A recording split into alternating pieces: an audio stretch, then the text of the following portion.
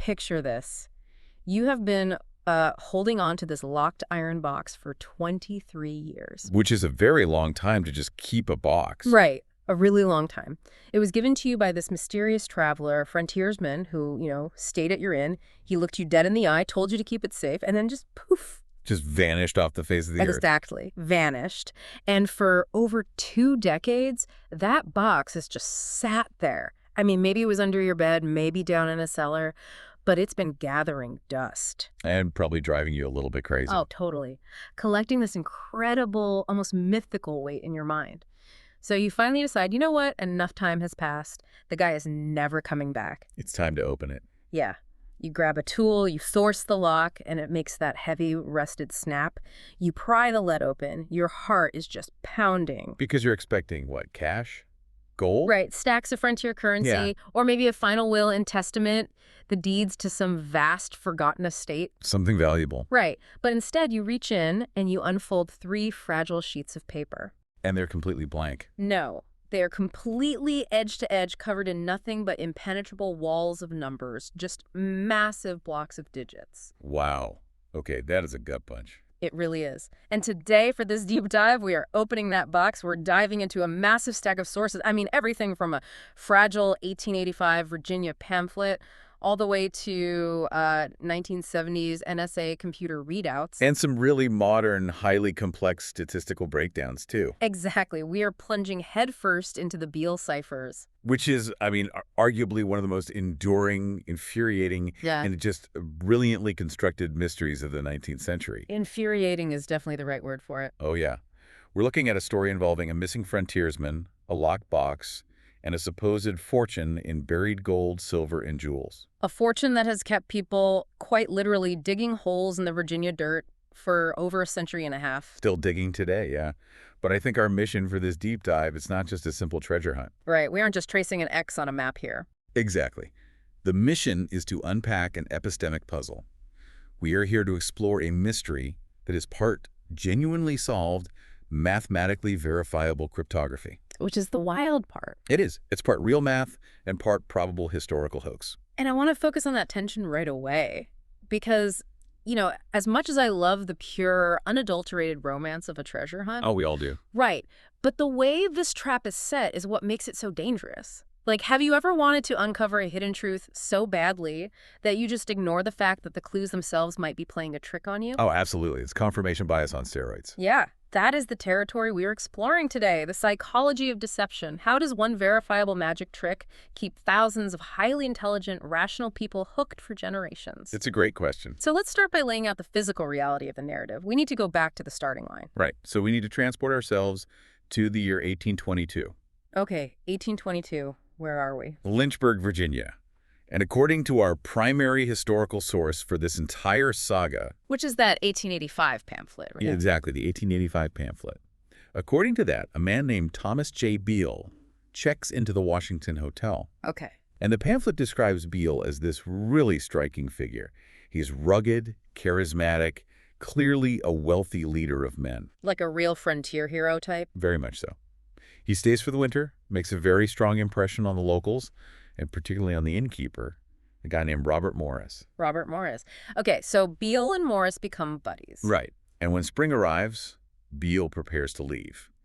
But before he rides out, he entrusts Morris with that locked iron box. The box. The box.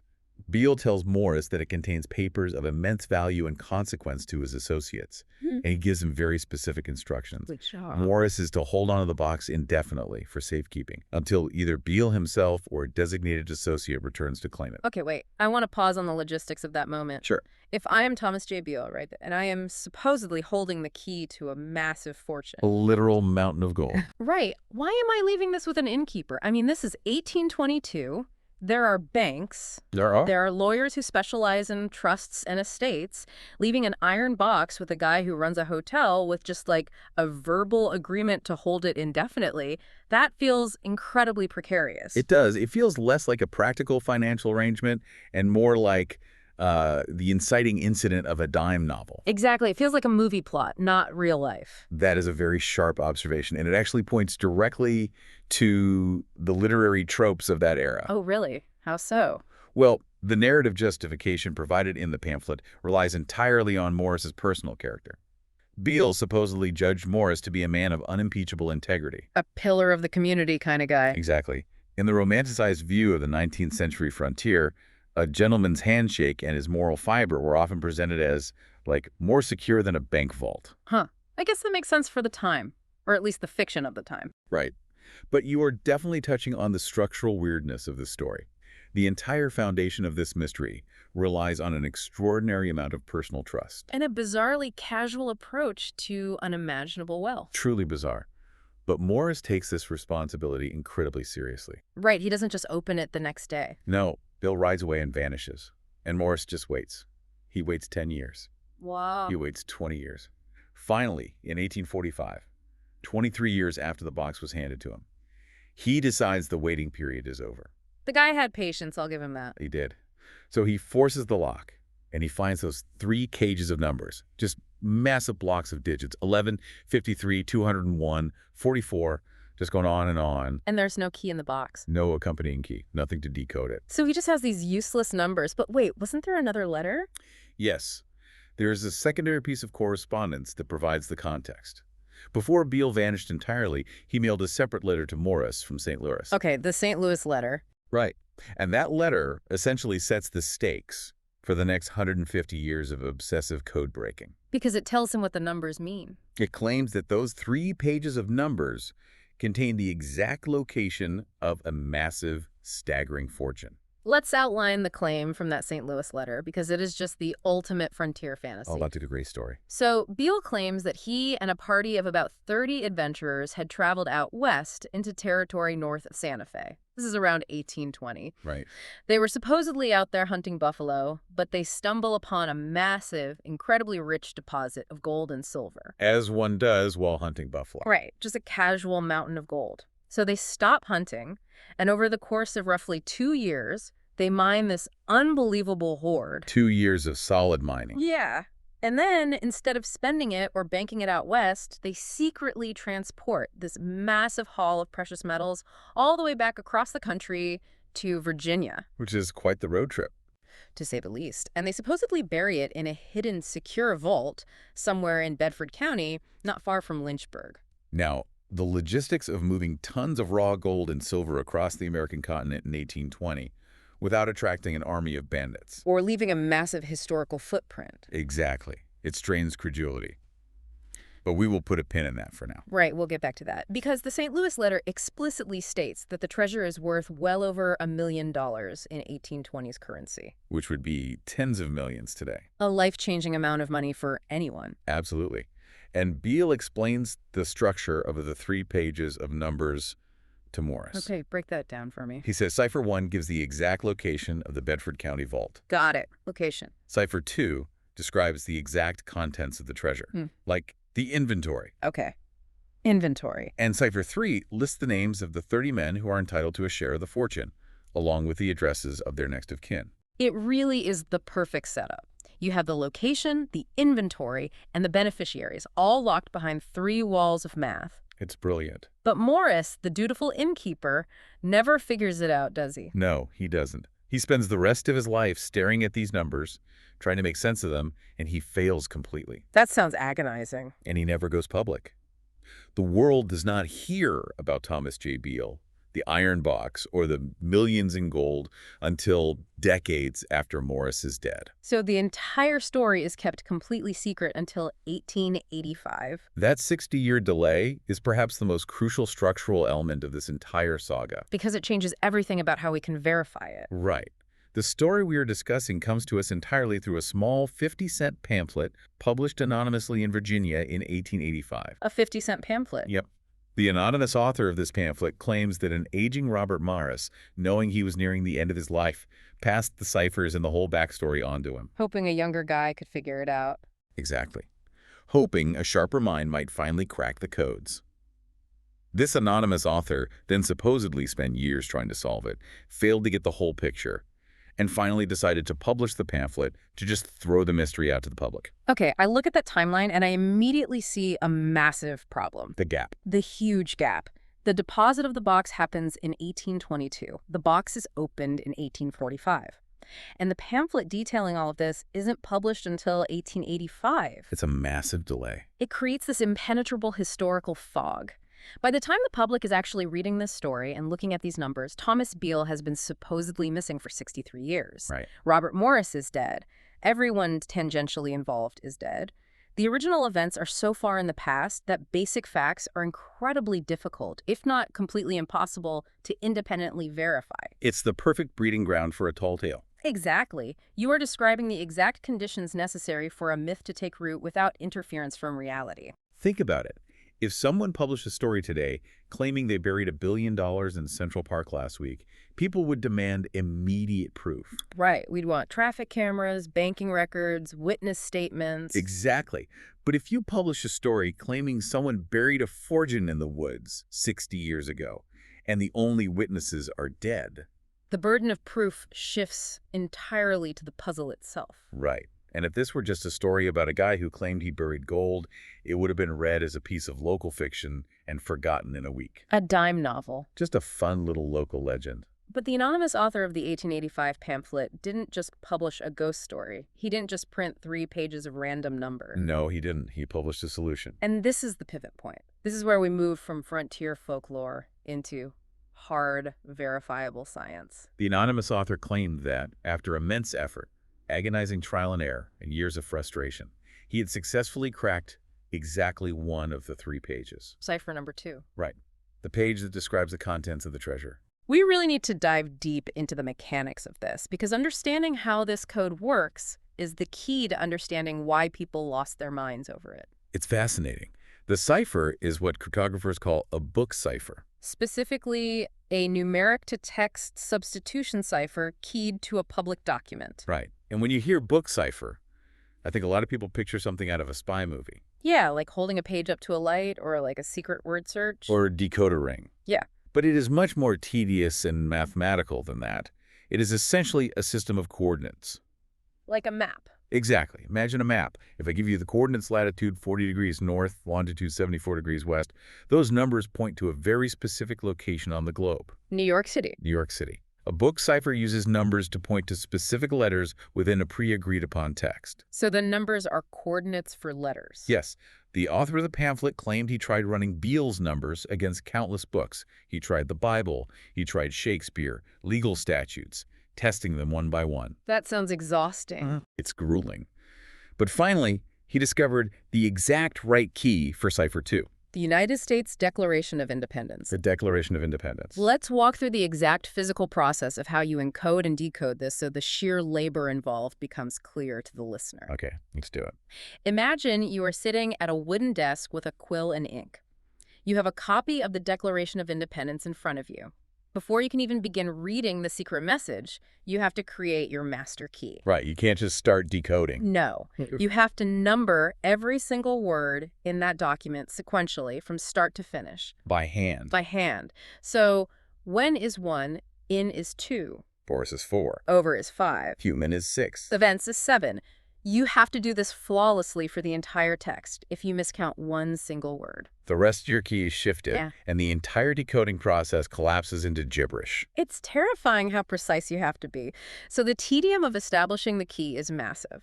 It really is. But once you have that numbered document, you turn to Beale's second page of ciphertext, which is just that dense block of numbers. Right, and the very first number on cipher 2 is 1 in 15. So you go to your master key, your numbered Declaration of Independence. Yeah. You count all the way to the 115th word. Which happens to be instituted. But you don't use the whole word. No, you take only the first letter of that word, the letter I. You write down I. That is the first letter of your hidden message. And then you move to the second number on Beale's page. The number is 73. You go back to your numbered declaration. You find the 73rd word. The word is hold. You take the first letter, H. You add that to your message. Now you have I, H. And the third number, it's 24. The 24th word in the declaration is another. First letter is A. Now you have I, H, A. And you have to repeat this agonizing, mind-numbing process for every single one of the nearly 800 numbers on Cipher 2. Just writing that out makes my hand cramp. But here's the thing. When you apply that specific mathematical process to the numbers on Cipher 2, using the Declaration of Independence, the output is not random letters. It's not gibberish. No. What emerges is a perfectly coherent, grammatically sound, highly detailed English text. I actually want to read a small portion of the actual decoded text because the specificity of it is what really hooks you. Go for it. It reads, I have deposited in the county of Bedford, about 4 miles from Beaufort's, in an excavation or vault 6 feet below the surface of the ground, the following articles. The first deposit consisted of 1,014 pounds of gold and 3,812 pounds of silver. The second was made December 1821 and consisted of 1,907 pounds of gold and 1,288 of silver. It's so specific. It goes on to describe the jewels, the iron pots with iron covers, and crucially, it ends by stating, paper number 1 describes the exact locality of the vault so that no difficulty will be had in finding it. That decoded message is the anchor. Yes. Because if you approach this story with extreme skepticism, which you absolutely should, right? Always. Your first instinct is to ask if this could just be a statistical fluke.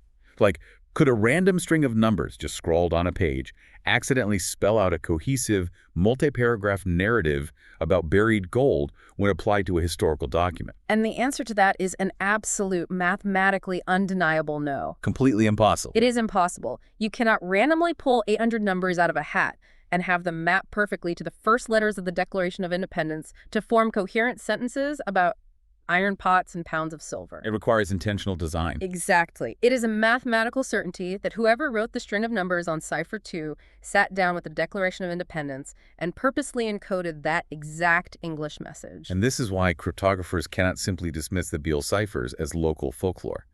It is a reproducible, verifiable reality. Like you, sitting at home right now, could pull up the cipher on your phone, pull up the Declaration of Independence, and do the math yourself. And you will arrive at that exact same message. It's wild. It is.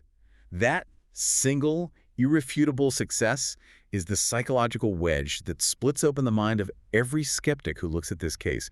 It proves that something real, something highly structured and mathematical is happening here. The numbers on page 2 are not random scribbles. They absolutely are not. It is the ultimate proof of concept. Because if you are reading that pamphlet in 1885, your brain makes a very logical leap. If page 2 works perfectly and translates into perfect English using a known cryptographic method, then page 1 and page 3 must also be real encoded messages. Exactly. It's just a matter of finding the right book. The anonymous author basically says, look, I spent years cracking page 2. I am exhausted. I have a life to live. I cannot figure out the other 2 pages. Here are the numbers. Good luck to anyone who wants to try. Which is such a tantalizing invitation. And the assumption is completely rational. If you have a matching set of 3 locked doors and a key flawlessly opens the middle door, you assume the other 2 doors operate on a similar mechanical principle. Right. So the logical next step for anyone reading that pamphlet in 1885 was obvious. Just apply the Declaration of Independence to Cipher 1 and Cipher 3. Which is exactly what people did. And nothing. Just garbage. Total garbage. The key that flawlessly unlocked the inventory of the gold produced absolutely meaningless, unpronounceable nonsense when applied to the page detailing the location. Wow. Talk about a letdown. It was a huge wall, and that failure marks the beginning of what is now a 150-year-long brick wall. Because the effort to crack Cipher 1, which supposedly holds the location, and Cipher 3, which holds the names, has been this exhaustive, unbroken, multi-generational obsession. It really has. We are transitioning now into the history of the codebreakers themselves. Which I find fascinating, because the evolution of this hunt mirrors the evolution of cryptography itself. It tracks it perfectly. Right. In the late 1800s and early 1900s, you have these amateur sleuths, historians, and hopeful locals sitting by candlelight, painstakingly counting words in every book they can find. Just brutal manual labor. They are trying the U.S. Constitution, the Magna Carta, the Bible, Shakespeare, the complete works of Lord Byron. Newspapers from 1822. Everything. They are physically mapping out thousands of numbers by hand over and over and getting nothing but garbage. The psychological toll of that kind of manual decryption is staggering. I mean, imagine you spend weeks numbering a copy of a legal statute. You test the first 10 numbers, it yields XQZJF, and you just have to throw the entire effort away and start again with a new book. I would lose my mind. Most people did give up. But as the 20th century progressed, the Beale ciphers caught the attention of professional minds. Okay, so who steps in? Military cryptanalysts. The kind of people who were breaking enemy codes during the World Wars. They started turning their attention to this 19th century puzzle in their spare time. That is a serious upgrade in talent. Oh, absolutely. They brought a new level of rigor to the effort. They didn't just guess books randomly. They started looking for secondary encryptions. See, I was going to suggest that. Like, if I am Thomas Beale and I know Cipher 2 just tells people what the treasure is, I might use a simple book cipher for that. Give them a taste. Right. But for Cipher 1, the actual location of the vault, I'm going to make it harder. What if he applied the Declaration of Independence, but then shifted every number by 5? Or what if he used a different document entirely, like a personal journal or a letter that only Robert Morris would have access to? Oh, that would make it literally impossible for anyone else to solve. Those were exactly the theories the professionals pursued. They assumed Beale added a layer of complexity. Yeah. Maybe the numbers were reversed. Maybe he used a visionnaire cipher in conjunction with a book cipher. But did any of that work? No. Even the military minds hit a wall. Human beings can only manually test so many complex variations before they burn out. Even the pros have their limits. But then, cryptography underwent a massive paradigm shift. Enter the machines. We entered the era of the mainframe computer. The 1970s and 1980s.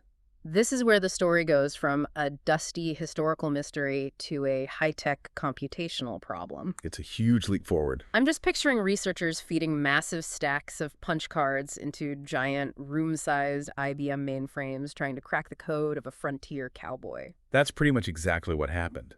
The introduction of computers fundamentally changed the nature of the hunt. It moved from human intuition to brute force computation. Because a machine doesn't get tired. Exactly. Early computer scientists realized that a machine could systematically chew through texts and mathematical variations at a speed human beings simply couldn't comprehend. But wait, you have to remember the technological limitations of the 1970s. You couldn't just download a PDF of the Magna Carta. Oh, no, not at all. If you wanted a computer to test a historical text against the Beale ciphers, a human being had to physically type that entire text into the computer's memory word by word to digitize it. The labor involved in just preparing the computer to do the work is insane. But once those texts were digitized, the algorithms could go to work. How exactly does a computer brute force a book cipher? It's not just checking one book against the numbers, right? It's checking variations. Right. The researchers programmed the computers to not only test the straight mapping, like we did with the Declaration, but to test every conceivable offset and algorithmic shift. Okay, give me an example. So, the computer could test the Declaration of Independence and then instantly test it again, assuming every number was shifted by +1, then +2, then +50. Oh, wow. It could test it, assuming the numbering started on the second page. It could test the Constitution, assuming every third word was skipped. And it does this in seconds. Exactly. Yeah. The mainframes ran through millions of permutations of every significant historical document, legal text, and popular piece of literature available in America prior to 1822. And despite millions of computational cycles, despite testing every known text and every mathematical variation, The mainframe spit out nothing. just endless reams of random letters. Total nonsense. The silence from the computers must have been deafening. Like to have all that power and still hit a brick wall. It was a profound failure. But in science, a profound failure often points to a new truth. Okay, where does that lead us? Well, when professional analysts look at a cipher that resists not only decades of human intuition, but also the brute force processing power of mainframe computers, they change their approach. They stop looking for the key. Exactly. They stop looking for the key and they start analyzing the lock itself. They begin to look at the statistical structure of the numbers on the page. Which brings us to a chilling realization that completely flips this entire deep dive on its head. It really does. What if there is no book? What if the reason the supercomputers couldn't crack Cipher 1 is because it doesn't actually say anything at all? We pivot now to the strong, scholarly consensus that has emerged among modern cryptographers. The hoax theory. A hoax theory. When statisticians began applying rigorous mathematical analysis to Cipher 1 and Cipher 3, they found something deeply troubling. The numbers lack the fundamental architecture of language. Okay, I need you to break down the mechanics of this. How can math prove that a string of numbers isn't hiding a message? Because, I mean, if I assign a random number to every letter of the alphabet, it's just numbers. How does a computer know the difference between encoded English and just random noise? It comes down to a concept called the index of coincidence and the study of letter frequencies. Letter frequencies. Right. Even when language is masked by a complex code, it bleeds its structure into the numbers. In the English language, letters are not used equally. Right, like the Wheel of Fortune letters. Exactly. The letter E appears roughly 11% of the time. T appears about 9% of the time. Letters like Q and Z barely appear at all. This creates a highly specific statistical signature. Right. Iteon SHRDLU, the most common letters. Precisely. In a simple substitution cipher, where one number always equals one letter, that frequency is preserved perfectly. So if E is 42, then 42 shows up 11% of the time. Exactly. A cryptographer can just count the numbers, find the most frequent one, and guess that it's E. But wait, a book cipher is designed specifically to destroy that frequency, isn't it? In a book cipher, the letter E could be represented by 100 different numbers, depending on which word you land on in the book. So the frequency of E gets flattened out. That is absolutely true. A book cipher flattens single-letter frequencies, but it cannot easily flatten the frequencies of word lengths or the relationships between letters. Like pairs of letters. Right, what we call engrams. In English, certain letters travel together. T is very often followed by H. Q is almost always followed by U. Ah, I see. When you analyze the numerical outputs of Cipher 1, looking for any mathematical shadow of English syntax, word lengths, or engram clustering, you find a flat line. Wow. The distribution of the numbers in Cipher 1 is wildly inconsistent with the distribution of numbers in Cipher 2, which we know contains English text. So the mathematical fingerprint of Cipher 1 doesn't look like hidden English at all. No, it doesn't. It looks like someone just randomly picking numbers out of their head.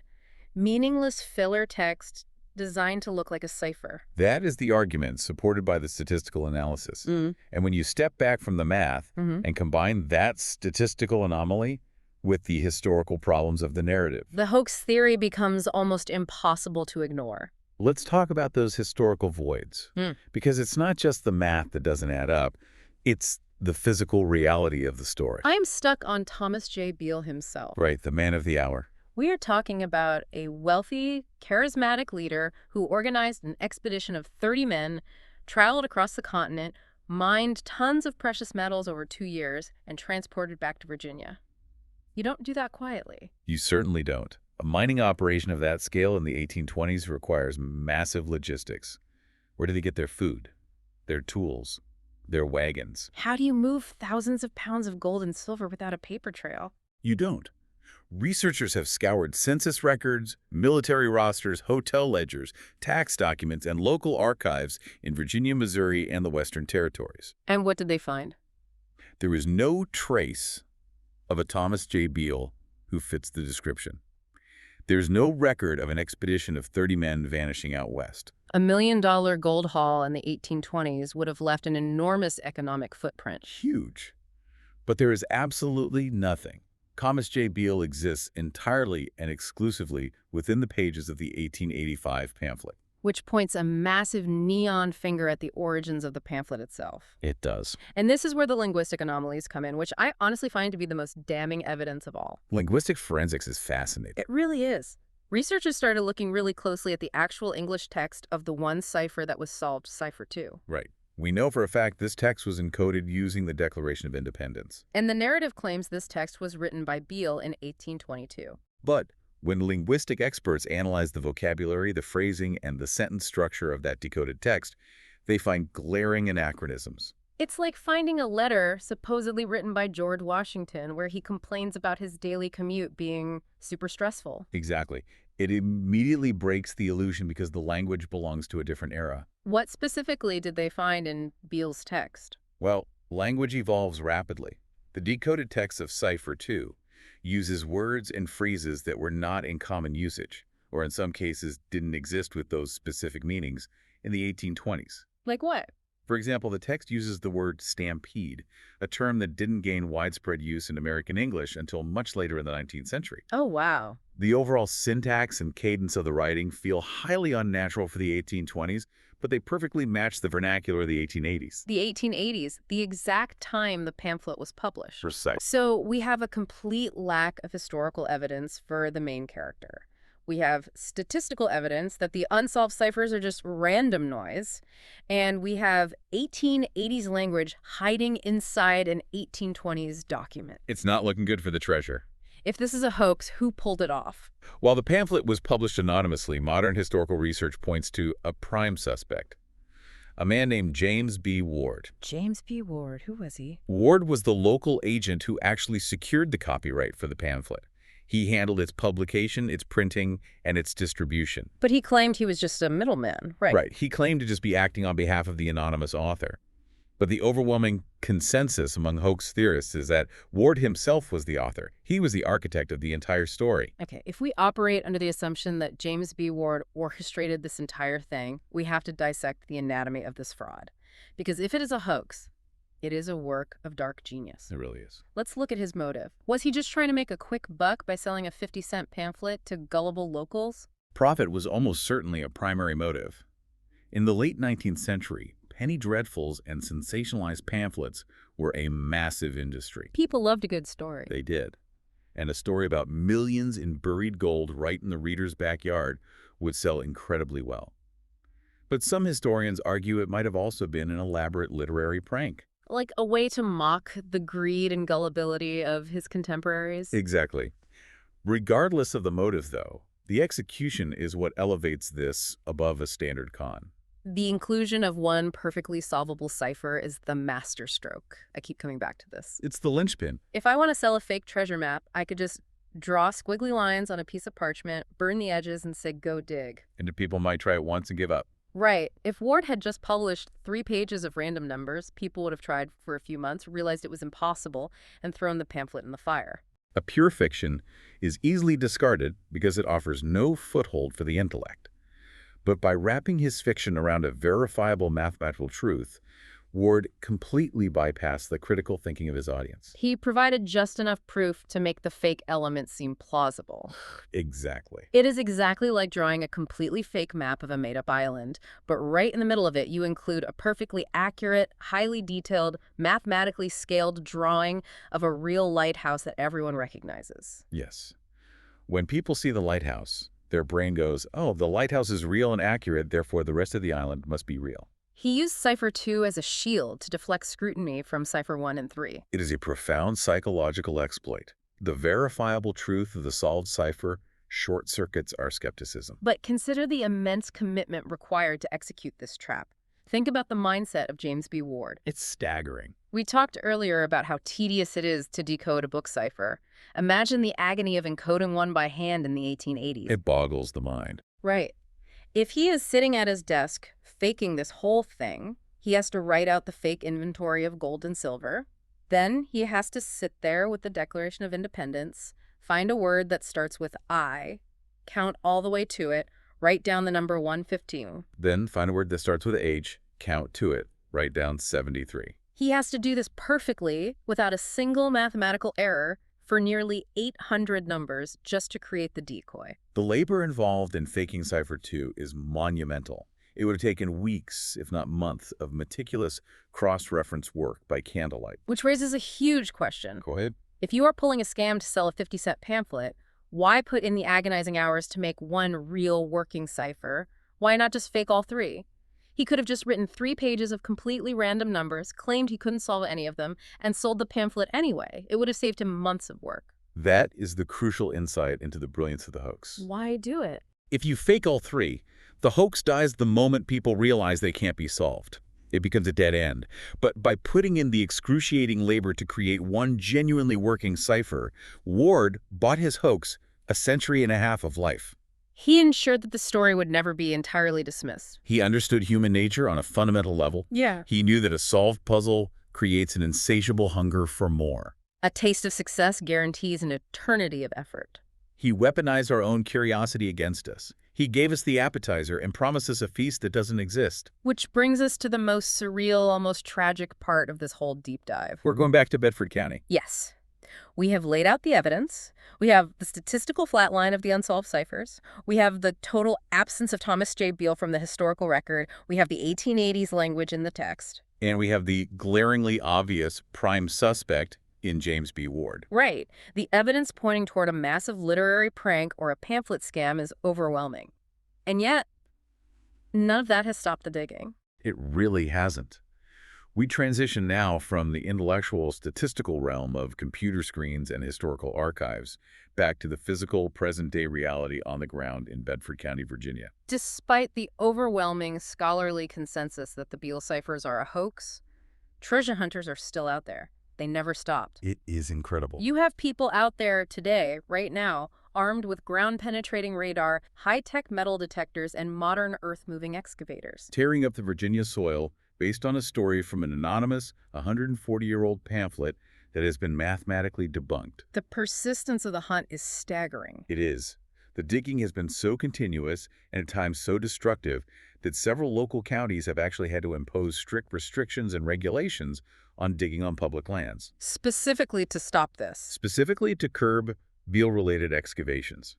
People were literally undermining roads, trespassing on private farms, and destroying historical sites. Completely convinced they were 5 feet away from a vault containing tens of millions of dollars in raw gold. It's wild. I look at that behavior and it feels like watching someone continuously feed their life savings into a broken slot machine just because they heard a rumor that it paid out a jackpot to a guy 150 years ago. That's a great analogy. I mean, what is happening in the human brain here? Does this mean we just prefer a good romantic mystery over the cold, hard, statistical truth? Is it pure stubbornness? It is a profound, real-world example of the sunk cost fallacy. The sunk cost fallacy. Combined with deep-seated human optimism and the allure of hidden knowledge. The sunk cost fallacy dictates that the more time, energy, or money we invest in something, the harder it becomes to abandon it. Even when objective evidence shows it is a lost cause. Right. People have invested not just money, but decades of their lives, their identities, into cracking the Beale ciphers. To accept the hoax theory means accepting that those decades were spent chasing a ghost fabricated by a 19th century huckster. That is a psychologically devastating admission. So they double down, they tell themselves the supercomputers missed something. They tell themselves the linguistic anomalies are just Beale using regional slang. They build elaborate counter-theories to protect their investment in the mystery. Exactly. And the story itself has transcended its origins. It remains one of the most enduringly popular unsolved ciphers in American folklore. Even professional cryptographers today, who fully acknowledge it is likely a hoax, still discuss it. They still run it through new experimental AI algorithms, just in case. Because what if? That what if is the most powerful drug in the world. Precisely. The not knowing has become a cultural artifact in itself. The pursuit of the gold has entirely replaced the gold. The mystery has generated its own intrinsic value. It brings communities of puzzle solvers together. It inspires technological innovation and code-breaking algorithms. It fuels a whole subculture of historical sleuthing. The physical treasure in the iron pots almost certainly does not exist. The hunt, the intellectual and physical pursuit, is very, very real. That is such a fascinating way to frame it. The pursuit has replaced the prize. As we bring this deep dive to a close, I think it's important to synthesize what we actually have here. We don't have a map to buried gold. No, we don't. What we have is an extraordinary 19th century fraud, an architectural masterpiece of deception, built around one authentically solved, mathematically verifiable layer of real cryptography. It is a massive, complex lie, wrapped tightly around a single, undeniable truth. And that one true thing has kept an entire county's worth of hope alive for generations. It is a remarkable testament to the enduring power of a good puzzle. It shows us how deeply, on a fundamental human level, we want to believe that the mundane world around us holds hidden wonders. Secret vaults, just waiting for the right person with the right key to unlock them. Exactly. And so I want to challenge you, the listener, to think about how you consume information today. We live in an era of endless data, competing narratives, and sophisticated misinformation. The Beale ciphers aren't just a quirky historical anecdote. They're a warning. Think about how often you let one verifiable fact, one true statistic buried in an article, one accurate, quote, convince you to swallow a whole narrative of unproven claims. How often do you look at the one cipher that makes sense and blindly trust the two that don't, just because the story feels good? It is a vital question for critical thinking in the modern world. The architecture of a successful deception hasn't changed since 1885. The Beale ciphers show us the seductive nature of partial truths, and how our own desire for a compelling narrative can override our rational analysis. I want to leave you with a final thought to mull over, a different way of looking at the legacy of Thomas J. Beale and James B. Ward. If the modern statistical analysis is right and there is no gold, and the frontiersmen never existed, Then the true artifact left behind wasn't a treasure at all. it was the puzzle itself. Think back to the image of that locked iron box sitting in the innkeeper's room. Why would someone go to such extraordinary lengths? Why spend the blistering, agonizing hours required to construct an airtight, flawless numeric cipher keyed perfectly to the Declaration of Independence, just to pull off a prank? Or to sell a few cheap pamphlets? Perhaps the real mystery isn't where the gold is buried. Perhaps the real mystery is the sheer obsessive human effort it took to invent a lie convincing enough to survive for a century and a half.